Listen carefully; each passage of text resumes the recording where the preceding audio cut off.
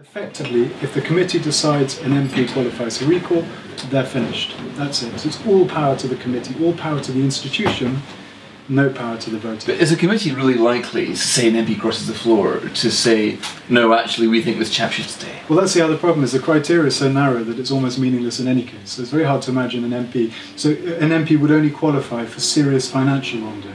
So as an MP, I could join the BNP, even though no one in my patch voted BNP. I could break every promise I've ever made politically. I could go on holiday to Barbados for a year. I could refuse to go to Parliament, refuse to even shake the hands of my constituents, and I would not qualify under this proposal for recall. So the danger with this, and it is a real danger, I think, particularly now when so many people are anti-politics, is that at the very next scandal, voters will realise that they've been duped. The next time an MP gets into terrible trouble, for whatever reason they get into trouble, voters will learn that they can't recall that MP and that this recall bill is worth absolutely nothing. They have no more power after this bill than they do today. And I think the sense of betrayal, the sense of anger will be immense. People won't just think politicians are liars, they'll know politicians are liars. So the government are duping the public with this bill, you think? 100%. This is a pretense. This is an attempt. Deliberate? Do you think they just got it wrong? I think it's deliberate. I think there's a real reluctance to trust people with democracy, and this is as far as they're willing to go to seem as though they've honoured a promise that was important before the election in the heat of the expensive scandal,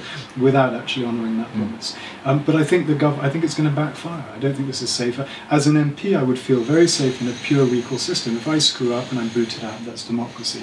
But under the government's proposal, all it would take is a fallible, whip-controlled committee of MPs, perhaps terrified in a glaze of hostile publicity, to point their finger at me and say he qualifies for recall, and I know that at that point I'd be finished. I would not be able to rely on the good judgment of my constituents because I wouldn't have that opportunity.